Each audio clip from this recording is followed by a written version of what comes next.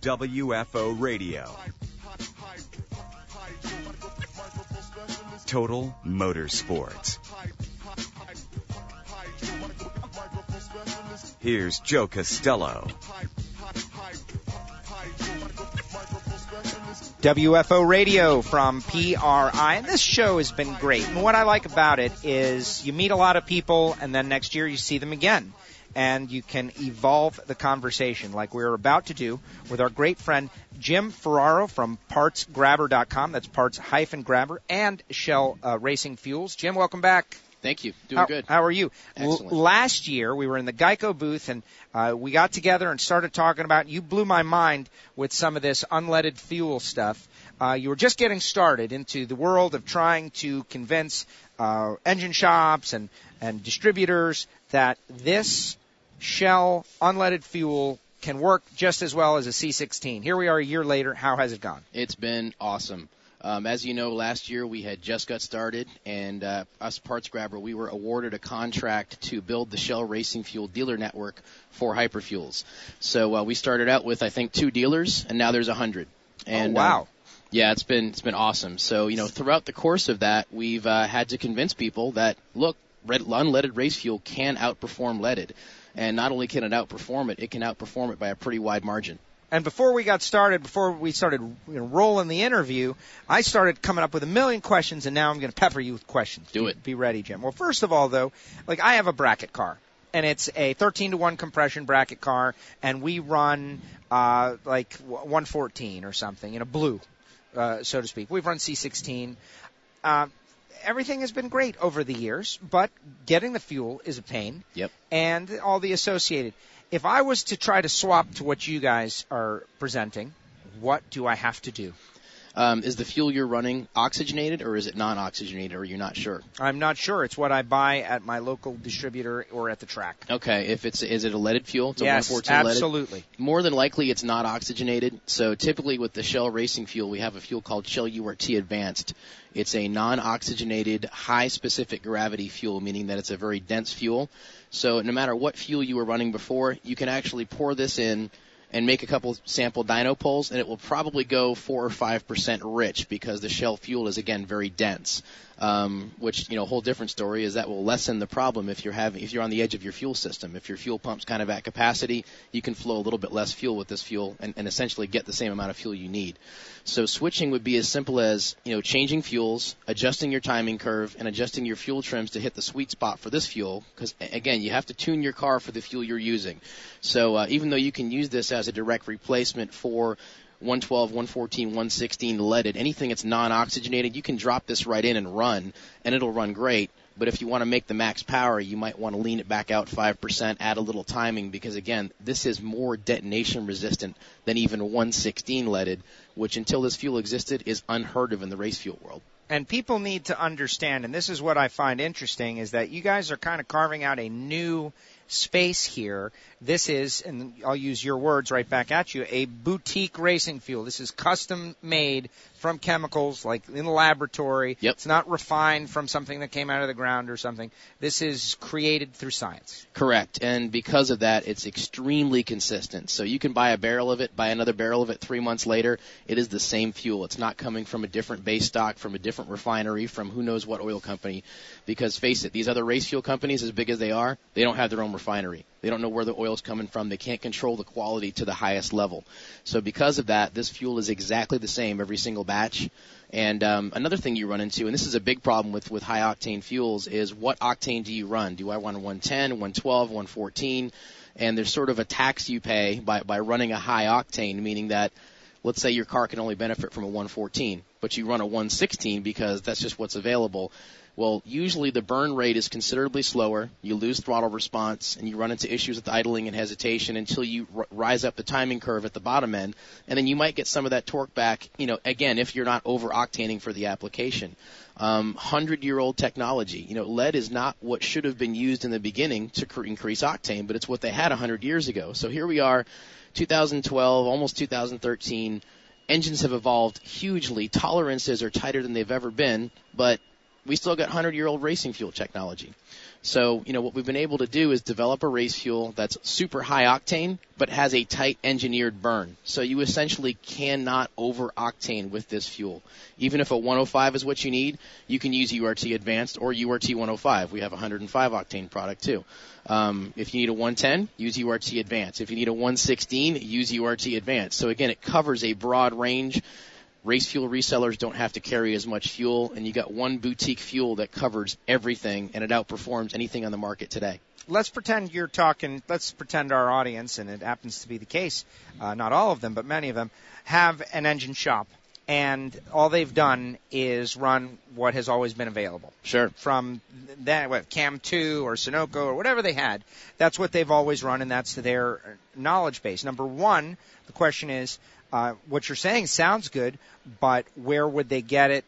How easy is it to get the fuel? Number Sure. one, would they go through you guys? Is it shipped? Do you have distributors? Number one. And number two, if they're trying to convince their customers to do it and build engines specifically around this, or is that not even necessary? You just build your engine how you're going to build it and then run the fuel. That's actually correct. You build your engine how you're going to build it, and then you choose the fuel that works best for you. In the past, you kind of had to split hairs and test 6 or 7 different fuels to find that right fuel, where in essence we've got a fuel right now where as long as you have an idea of what octane range you need to be in, you just choose one of our 3 fuels, the 100, the 105, or the Advanced, and then it's very simple. To answer your other question, you said how easy is the fuel to get. That's one of the best things about it. There's a dealer network around the United States of 100 Shell Racing Fuel dealers, and you can find that dealer list at hyperfuels.com. And if there's a dealer that's not near you, or you want to have a particular, certain amount of fuel sent directly to your home, we can send a truck with 55-gallon pails, 55-gallon drums, 5-gallon pails. If you want a pallet of pails just for your car in your garage, we can send it directly to you. So we do have a dealer and distributor network around the United States. And then for the dyno shops that want to be a dealer, and let's say they're not anywhere near a distributor, we can still send them fuel directly from Houston where the fuel is produced, and we'll just send it on a truck. And again, if they want to make a dealer order that's 2 drums, as small as 2 drums, that's all that's required to buy in and become a dealer. And then they can be set up reselling Shell Racing Fuel. So it's a very simple process. It's very readily available, and we can ship anywhere in the country. Very, very cool. We were talking a little bit about bracket racing. Yep. And I did this engine seminar yesterday, and everyone was really all over E85. In the seminar, it was Susan Roush McClanagan, and she was talking about propane as the fuel that they choose to run on her Mustang, which I thought was intriguing and interesting because natural gas, the fuel of the future for all of America. We're sitting on 100 years of natural gas, and it's going to be the best thing ever. And I thought, well, that's great. And a couple of the other guys, guy from Pro Charger, Dave, was talking about E85, how if he was going to build anything, he'd build something that runs on E85 because you can drive from here to wherever and stop and pull in and fill up on E85. But then in our conversation, the idea of bracket racing, I really love bracket racing. I think there's a lot of bracket racers out there, and E85 is inconsistent. Yep. There's all kinds of different blends and brands. If you're a bracket racer and you really want to go to the next level in terms of trying to be consistent on every level, this fuel is the one to use? Absolutely. And, the first thing to be consistent is to be consistent. You got to get good reaction times. You got to be a good driver. But, the second ingredient is your fuel. If your fuel is not consistent from batch to batch, you're going to make different power levels from one run to another, and no matter how consistent you are, you're going to run into issues being consistent. So the URT 105 and the Advanced are dead consistent. It's going to be the same every time. E85, E98, E95, they do all have their place. They're higher octane than, of course, any of the pump gases you can buy. They usually fall somewhere between 105 and 110. And again, octane is becoming an increasingly irrelevant term because it's based on an old unit of measure of burn rates, and really it's not the burn rate that affects the octane. There's a number of other things. So E98, E95, E85, they have a nice cooling property that a lot of drivers like. So if they have issues with too much heat, it's a very cool fuel to run. So that's a good thing about those types of fuels, but again, it's very tough to get them consistently. There are vendors, again, such as Hyperfuels, that do sell E85, E98, E85, and E95 in a drum. And when they do that, at least they're assured that it's the same blend of, race gas versus E85 in the same. So you'll get some consistency, but once you open the drum, you still get some degradation. Ethanol is a moisture sponge. So as soon as you open it, the fuel begins to change. So the fuel in itself, no matter how you blend it, it's prone to being inconsistent because it changes from the day you open it. So it does have its place. It's good for people who maybe have an 03 Cobra and they want to make a little more power and they want to have their Kenny Bell blower and there's an E85 station down the street. And, I think that car from the factory only gets about 190 miles per tank. So with E85, with the stoic value being so much fatter, you have to run. Maybe you'll get 140 miles per tank. But if it's just your weekend driver and you just want to, play around and have fun and drive fast, E85 has its place. But the serious racers, most of them who are, running big engines or running brackets, they got to have a consistent fuel. And, the petroleum-based fuels and the designer fuels are going to be where they're going to get more consistency. Well, it seems to make all the sense in the world that you would, if you go through all this trouble to do everything else and be consistent, whether weather stations and just, you've seen the bracket racers, they're psychotic about being consistent, that you would take it to the next level with your fuel. Yep, definitely. Now, as far as racers who use the fuel, are you seeing that more and more? You've got 100 dealers now. What about drivers out there and teams and engine builders, say, who have adopted it, who have come on board? Absolutely. The NMRA circuit has picked up the fuel hugely. Johnny Lightning, who's been running for, I think, 15, 16 years in the circuit, running on VPC16, he hadn't won a championship yet, and he kind of committed to the fuel this year, and he put it on the dyno. He realized he could make a little more power, and his reaction times are about the same, but his 60-foot times were better on this fuel, and he said, you know what, I'm going to go with the fuel for the season. Well, here's the end of the season. He won the championship. So, and then throughout the season, we get a number of other racers, such as Brad Gussler and J.D. Kuhn. They're all running the fuel. J.D. Kuhn won his class in Juliet. And Fred Wade won Truck and Lightning a couple times at some of the events. And, again, these are guys who have literally said, okay, I was running 116 leaded. Let me just take the leap of faith and try this Shell URT Advanced and see if it works. They started out on their C16 tune, and they made a little more power, and then they went back in and did some fine-tuning and made more power. So to answer your question, yes, the NMRA circuit, if you look at the pictures from the NMRA website, there's a lot of Shell Racing Fuel pictures there, a lot of cars with the logo. It's very well known on the scene. The fuel is now approved for a Coyote stock class next year, which previously was only allowing C10. So, again, it shows the versatility of the fuel. If you're running C16, you can switch to Shell URT Advanced. If you're running C10, you can also switch to Shell URT Advanced. So it's been a great experience, all year, and we also support the Ferrari Challenge, the Porsche GT3 Cup. Oh, really? So, Ferrari Challenge uses your fuel? Yeah, absolutely, and that has now become quite the event. They set that up at the F1 races. There's 2 F1 races in the States next year one of them's in Montreal, which is almost the States. Yeah, it's almost. Our attic. So basically they'll be... and if the Jersey thing ever happens, that will be 3 in North America. Yeah, absolutely. I don't know if it's going to happen, though. But well, I hope it does. I do, too. More F1 races here that couldn't be a bad thing. Were you guys out there? In Hyperfuels was. I wasn't there myself, but yeah, they were out there. And URT 100 and URT 105 were the fuels being used by the Ferraris and the GT3s in the Ferrari Challenge and the GT3 Cup. So the advanced, they could use it, but again, that's kind of a crowd that 100 to 105 octane is what's needed. So that's the fuel they burn. So that crowd uses quite a bit of that. The drag racing guys, they love the URT Advanced because it's very, very high octane.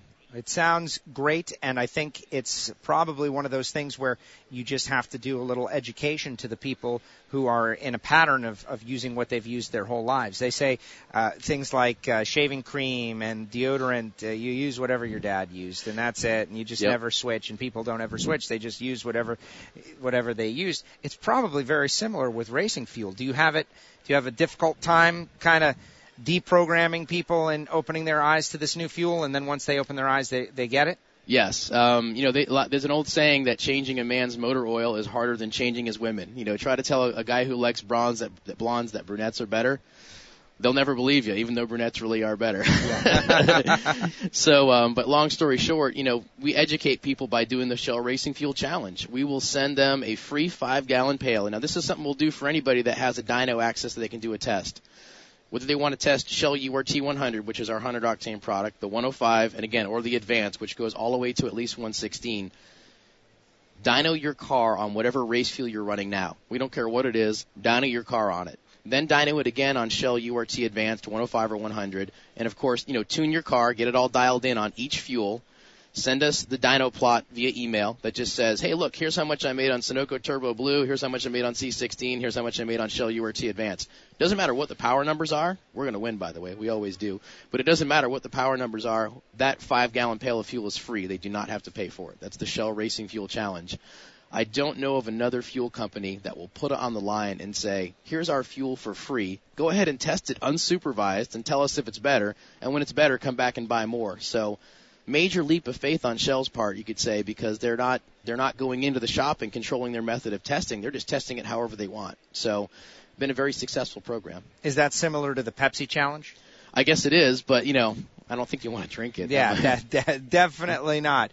Jim, where can they learn more? Tell them where to go to find out if they're an engine builder or bracket racer or someone who wants to get on board. Now that you got 100 distributors, last year it was 2, so it was a little more difficult. Yep. This year it's a little easier. Much easier. Where do they go? They're all over the country, and even some of the big names are carrying them. Kenny Bell, Hennessy, Evolution Performance, Justin's Performance Center, LaMotta Performance, Shelby uses this exclusively in all their tuning. So anybody who wants to learn where the dealers are can go to hyperfuels.com, hyperfuels.com. And anybody who's interested in becoming a dealer can specifically contact Parts Grabber. And that number is 321-251-6950. And again, we're exclusively here to handle the dealer signups for Shell Racing Fuel. And Hyperfuels is the main distributor that U.S. distributors sign up through. So there's a number of distributors all around the country. No matter where you are, even if there isn't a local dealer, we'll send the fuel right to your door. So, getting it to you is not a problem. I don't care if you're out in the sticks in Georgia and, there's no internet where you are. We can still send you fuel. Well, that's why they're listening on the iPhone application. Yeah, right? There you go. Jim, it's been great catching up with you once again. I was very happy that you came on last year. I learned a lot. I always learn. I wish I want to convert my car. I want to get things up to speed. I just need to start racing again. Yeah. So I can burn some fuel because it's just been crazy. But thank you very much. I appreciate it. I think it's very informative.